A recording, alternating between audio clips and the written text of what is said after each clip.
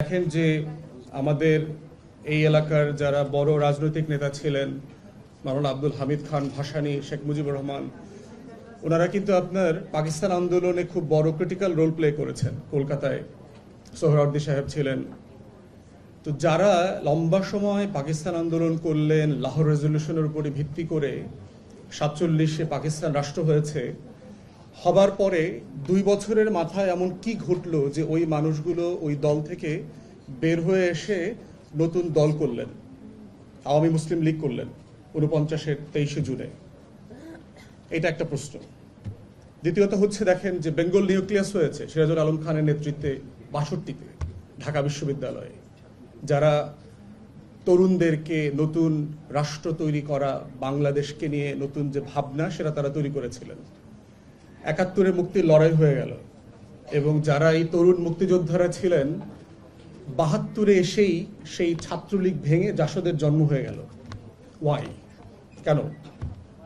যারা একসাথে বসে লড়াই করেছেন তারা সাডেনলি আলাদা হয়ে গেলেন কেন? এবং শুধু আলাদা হয়ে যান নাই, শেখ মুজিবের সরকারকে আপনার প্রচন্ড রকম করে সশস্ত্রভাবে এই রাষ্ট্রকে, সরকারকে তারা চ্যালেঞ্জ করেছেন এবং সকল ধরনের আপনার আর্মড স্ট্রাগল বলতে যা বোঝায় সিভিল ওয়ার টাইপ তারা করেছেন। কেন করলেন? থার্ড হচ্ছে 90 বড় ঘটনা ঘটেছে, স্বৈরাচার বিরোধী আন্দোলন হয়েছে এখানে। আন্দোলনের সময় 3 জোটের যে রূপরেখা ছিল, সেই রূপরেখার ভিত্তিতে বাংলাদেশ পরিচালিত হবার যে লড়াই ছিল, সবাই মিলে যারা স্বৈরাচার বিরোধী আন্দোলন করলেন, তারাই কেন আবার 91-র পরে 2-3 বছরের মাথায় নিজেরা আন্দোলনে সংঘাতে জড়িয়ে গেলেন? এই প্রশ্নগুলো যদি আমাদের কাছে পরিষ্কার না থাকে, তাহলে 24কে ঘিরে দায় ও দরদের যে রাজনীতির প্রশ্ন আলোচিত হচ্ছে তরুণদের মাঝে, এখানে নর্থ সাউথের ছেলেমেয়েরা আছে, ফ্যাকাল্টি আছে, যারা হিস্টোরিক রোল প্লে করেছে এই মনসুন আপরাইজিংয়ে, তাদের এই বাংলাদেশ 2 গড়বার স্বপ্নটাও আবার ভ্যানিশ না হয়ে যায়। এটার জন্য তরুণদের জন্য এটা খুব বোঝা জরুরি। এই যে হিস্ট্রি কেন ইম্পর্টেন্ট, হিস্ট্রি কেন আমাদের, হিস্ট্রি হচ্ছে আমাদের মিরর, আমাদের আগের জেনারেশনের আয়নাটা হচ্ছে ইতিহাস। এবং ওই ইতিহাস দিয়ে আমাকে বারবার বোঝার চেষ্টা করতে হচ্ছে যে আমাদের পূর্বপুরুষরা বারবার কোন জায়গাতে হোঁচট খেয়েছেন, বারবার কোথায় ফেল করেছেন, বারবার এমন কি করেছেন যেটা না করলে পারতেন, এবং বারবার সেই জায়গাগুলো আমরা কেন মানছি না। এই জায়গাটাতেই হচ্ছে গণ অভ্যুত্থান যেটা হয়ে গেছে বাংলাদেশের ইতিহাস শুধু না, বদরুদ্দিন ওমরকে কোট করলে বলতে হচ্ছে যে গত 100 বছরে 19বিংশ শতাব্দীর সেই বঙ্গভঙ্গ থেকে যদি আপনি ধরেন, এই বাংলার মানুষের প্রথম যে রেনেসার জাগরণ, তারা রেনেসার কথা বলেছেন বাঙালির, সেই জায়গা থেকে শুরু করে এটা বারবার হয়েছে। এবং এই সকলগুলোর মধ্যে উনি যেহেতু অনেক প্রাজ্ঞ মানুষ, ওনার জীবদ্দশার কথা বলেছে যে সেই পাকিস্তান আমল থেকে শুরু করে অথবা ব্রিটিশ লেট 40s থেকে শুরু করে এত বড় জন অংশগ্রহণ নিয়ে কোনো গণ অভ্যুত্থান হয় নাই, যেটা 2024-এ হয়ে গেছে। তাহলে 8 মাস পরে এসে আগেই তো ভালো ছিলাম, এই কেমন দেশ, এটা কি চেয়েছিলাম, কি হইল, তরুণরা কি করছে, নিজেরা বিভক্ত হয়ে গেছে, সরকারি বিশ্ববিদ্যালয়, বেসরকারি বিশ্ববিদ্যালয়, জাতীয় বিশ্ববিদ্যালয়, যার মতো করে লড়াই করছে, আন্দোলন করছে, দাবি দাওয়া নিয়ে আসছে, একজনের বিরুদ্ধে আরেকজন দাঁড়াচ্ছে। তাহলে এই যে দেখেন আমাদের বারবার প্রত্যেকটা জায়গাতে ভুল হচ্ছে কোথায়, সেই জায়গাতে হচ্ছে আমার অবজারভেশনের জায়গাটা হচ্ছে, আবার হিস্ট্রিতে নিয়ে যাই। উইনস্টন চার্চিল ছিল বিবিসির জরিপে যে the ever most brilliant prime ministers of British history, all time বলা হচ্ছে, of all time। তো সেই চার্চিল সেকেন্ড ওয়ার্ল্ড ওয়ারে led the nation to victory, allied force কে ইউনিফাই করা, even despite the cold war, Soviet Union and the western bloc সবাইকে নিয়ে যুদ্ধে নিয়ে আসছে একসাথে, একটা লোকাল ফ্যাসিস্ট এবং নাৎসি বিরোধী যে অ্যালাইড ফোর্স করেছে। and he was so brilliant leading the nation to victory, the whole of the allied force to victory। কিন্তু সেই উইনস্টন চার্চিল দেখেন যুদ্ধের পরে 45-এ নির্বাচনে হেরে গেল, লেবার পার্টির ক্লেমেন্ট অ্যাটলি ক্ষমতায় চলে আসলেন। Why? Is it the British people is so ungrateful? তারা আসলে চার্চিলের কন্ট্রিবিউশনকে ডিনাই করছে, মানছে না, অথবা মনে করছে যে না, what's wrong with it? এবং এটার মধ্য দিয়েই হচ্ছে বুঝতে হবে যে আমার 47-এর আকাঙ্ক্ষা, আমার 71-এর আকাঙ্ক্ষা, আমার 90-এর আকাঙ্ক্ষা, আমার 24-এর আকাঙ্ক্ষাগুলো বারবার কোথায় হোঁচট খাচ্ছে। যুদ্ধের সময়কার আকাঙ্ক্ষা এবং নেতৃত্বের ধরন যুদ্ধের পরবর্তী আকাঙ্ক্ষা এবং নেতৃত্বের ধরনের মধ্যে তফাৎ থাকতে হবে। এই জন্য দেখবেন যে ব্রিটিশ ইকোনমিতে যখন মানে ইকোনমি নিয়ে কথা বলে যে জিডিপির গ্রোথ, ইনফ্লেশন, এইটা সেটা, ডেভেলপমেন্ট, এগুলোর কিন্তু ওয়ার টাইম গ্রোথ আছে, পিস টাইম গ্রোথ আছে। GDP during the war time আর ডিউরিং দ্য পিস টাইম, দেখবে তারা এটা বলে। কেন বলে? কারণ যুদ্ধের সময়কার একটা নিজস্ব ইকোনমি আছে। যুদ্ধের সময় দেখেন যে London has been bombed out, ইন্ডাস্ট্রিগুলো ধ্বংস হয়ে গেছে, but at the same time military Sandhurst led economy কিন্তু ডেভেলপ করে ওই সময়। আপনি দেখবেন যে despite all the inflation of the last 20-25 years, 2007-8 Lehman ব্রাদার্সের কলাপসের পরেই আপনি মিলিটারি ইন্ডাস্ট্রিয়াল কমপ্লেক্স দেখেন আমেরিকাতে had a huge flow of GDP of দাও, কারণ সে আফগানিস্তানে যুদ্ধ করছে, ইরাকে যুদ্ধ করছে। আপনার পেন্টাগন প্ল্যান করে 9/11-এর আগে 8-10টা মুসলিম কান্ট্রি বোমবার্ড করে একদম বুলডোজ করে দেবে প্ল্যান করেছে। সো দেখেন এই যে ওয়ার টাইম এবং পিস টাইমের ইকোনমির যে growth, and it covers with the leadership as well. এইখানে হচ্ছে চার্চিলের failure. He was a brilliant leader leading the nation through the war into victory, yet failed to deliver how to rebuild the country afterwards. That was his failure. সে কোনো visionary plan দিতে পারে নাই, জাতিকে কোনো আকাঙ্ক্ষা, কোনো গল্প বলতে পারে নাই, স্বপ্ন বলতে পারে নাই, যেই স্বপ্ন দিয়ে যুদ্ধের পরে এই দেশটাকে গড়া যাবে, তৈরি করা যাবে। কারণ যুদ্ধ কি করেছে? সবাইকে গরিব করে দিয়েছে। একটা যুদ্ধ কি করে? একটা সচ্ছল মানুষকে তার আর্টিজান, তার ক্রাফট, তার বিজনেস, তার স্কিল সবগুলোকে সে খেয়ে ফেলে। এখানে জিল্লুর ভাই ছিলেন ইকোনমিক্সের যে প্রফেসর, ওনারা এটা আরো ভালো এক্সপ্লেইন করতে পারবেন। তো আমারটা দোকানটা ধ্বংস হয়ে গেছে, এই ধ্বংসটা যেন না হয় এইটার কাজ চার্চিল করেছে। তাতে কি? কালকে আমি খাবো কি?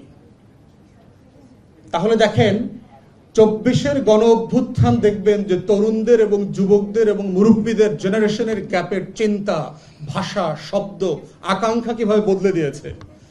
আপনাদের চোখে হয়তো কদিন আগে একটা পলিটিক্যাল জরিপ করেছে কিনা, চোখে দেখবেন যে ব্রেইন ইনোভেশন মিলে একটা জরিপ করেছে যে কালকে ভোট হলে কাকে ভোট দেবেন আপনারা। সেখানে বিভিন্ন দলের ব্যাপারে একটা ফ্র্যাকশন পার্সেন্টেজ বলেছে, 16, 11, এরকম 5, 7। 61% বলেছে yet to decide। পৃথিবীতে যেখানে ডেমোক্রেসির চর্চা হয়, আপনি কোথাও দেখবেন না 10, 15, 20%-এর উপর সুইং থাকে।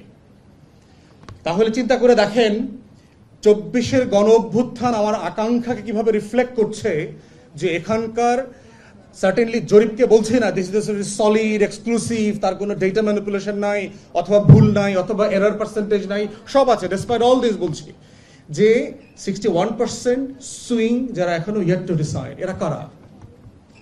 এরাই হচ্ছে আমার পপুলেশনের ওই 65% যার বয়স 35-40-এর নিচে and never voted, যারা কখনো ভোট দেয় নাই।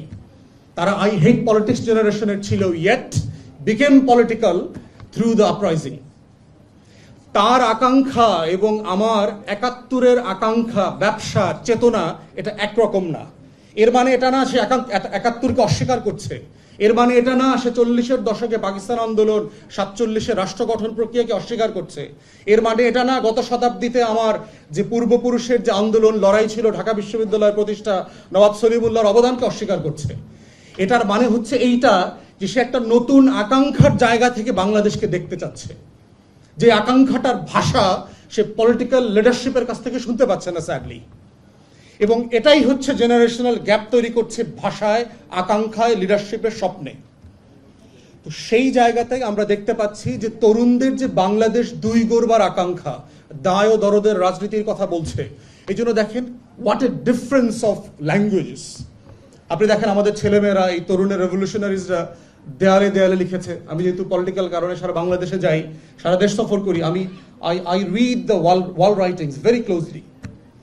আমি কোথাও একটা ওয়াল রাইটিং দেখি নাই যে অবিলম্বে নির্বাচন দেন। আপনারা যদি দ্বিমত করে থাকেন দয়া করে একটা ছবি তুলে আমাকে পাঠাবেন, সাংবাদিক ভাইরা আছে। এর মানে কি তরুণরা নির্বাচন চায় না, তারা ভোট চায় না, তারা গণতন্ত্র চায় না? মানে তা না। তাহলে তরুণদেরকে বুঝতে হবে সে যে মুগ্ধের আর আবু সাইদের রক্ত দিয়ে যে কোটি কোটি দেয়াল লিখন লিখেছে, সেটা যদি আমরা পড়তে না পারি, তাহলে ওই আকাঙ্ক্ষাগুলো আবার 71-এর মতো আমাকে ফেল করাবে, 90-এর মতো ফেল করাবে, 47-এর মতো ফেল করাবে। তাহলে ওই আকাঙ্ক্ষাটাই হচ্ছে বাংলাদেশ দুইয়ের আকাঙ্ক্ষা। সেই আকাঙ্ক্ষাটা কি? বুকের ভেতর অনেক ঝড়, বুক পেতেছি গুলি কর। তুমি যতবার ফেরাউন হয়ে আসবা আমরা ততবার মুসা হয়ে জন্ম নেব।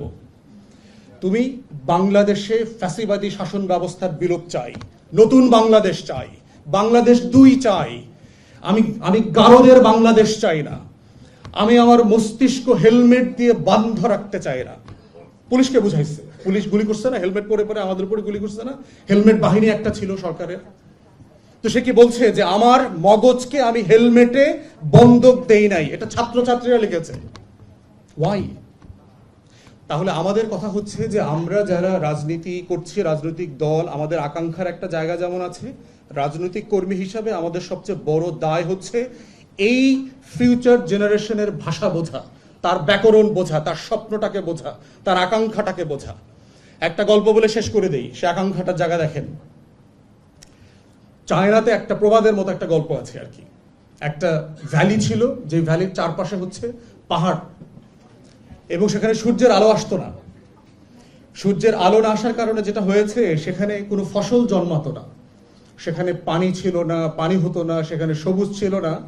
প্রতি জেনারেশনের সবচেয়ে ব্রাইটেস্ট যুবকরা সেই গ্রাম ছেড়ে মাইগ্রেট করে চলে যেত টাউনে।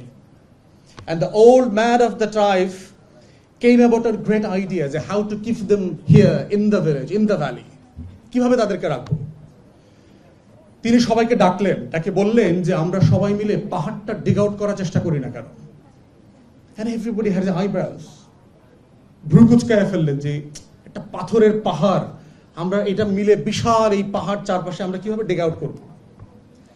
তিনি বললেন তুমি যদি না করো, তোমরা যদি এগ্রি না করো, আমি শুরু করবো। এবং উনি পাহাড়টা খনন করা শুরু করলেন এবং লিখে দিলেন the generation after me and the generation after that and the generation to follow, every one of you must continue digging the mountain of stones. এবং তারা খনন করেছেন। খনন করতে করতে 3, 4, 5, 6, 7 জেনারেশনের পরে সত্যি ওই পাথরের পাহাড়টাকে খনন করে ফ্ল্যাট আউট করে ফেলছেন। And then the sun started to came into shine in the valley to make it evergreen. স্বপ্নটা হচ্ছে এইরকম। অতএব আমাদের আজকের বাংলাদেশ 2 এর আকাঙ্ক্ষার জায়গাটা হচ্ছে বাংলাদেশ নামক এই জমিনটাকে বারবার খনন করতে হবে। আজাদির লড়াইটাকে প্রত্যেক মুহূর্তে মুহূর্তে আমাদেরকে কাল্টিভেট করতে হবে, within ourselves, through the society and from every স্পেকট্রামস of the life. তাহলেই সেই বাংলাদেশ 2টা আসবে। সবাইকে ধন্যবাদ।